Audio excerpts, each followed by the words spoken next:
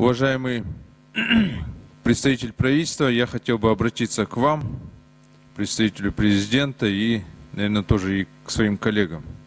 Мы в последнее время замечаем, как работают наши правоохранительные органы. Правоохранительные органы непосредственно, конечно, защищают права граждан, и они должны этим заниматься.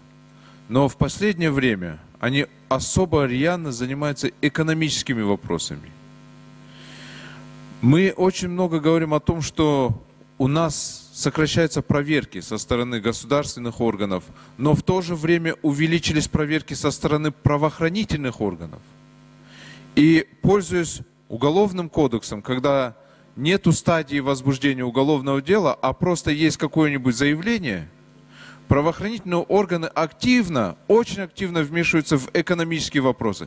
Тогда как вопросы насилия, бандитизма, когда касается преступных каких-то групп, там почему-то правоохранительные органы так активно не занимаются. Любой тендер, везде там правоохранительные органы. Даже если кто-то деньги не взял, все равно подозревают, что кто-то взял. Возьмем другие вещи. Как что-нибудь отнять и поделить, там уже правоохранительные органы. Хорошо, у Шадиева забрали, ладно, есть судебное решение. Но зачем забирать у тех людей, которые непосредственно там товар поставляли? Они вообще никак не связаны с Шадиевым. Вот есть сеть магазинов Тип-Топ. Там поставщики, наши отечественные поставщики поставляют товар, им товары эти не возвращают. Почему так? Я вот вообще не понимаю.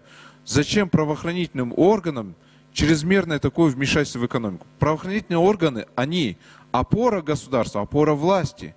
Но в то же время правоохранительные органы могут быть и препятствием для развития экономики. А у нас экономика очень маленькая. Мы сами видим, 200 грузовиков на таможне стало, у нас уже всю страну, можно сказать, трясет. В парламенте вон обсуждаем. Поэтому я считаю, что к экономическим вопросам надо относиться щепетильно, а правоохранительным органам все-таки помнить, что вы иногда своими действиями можете даже быть тормозом, к большому сожалению. Спасибо.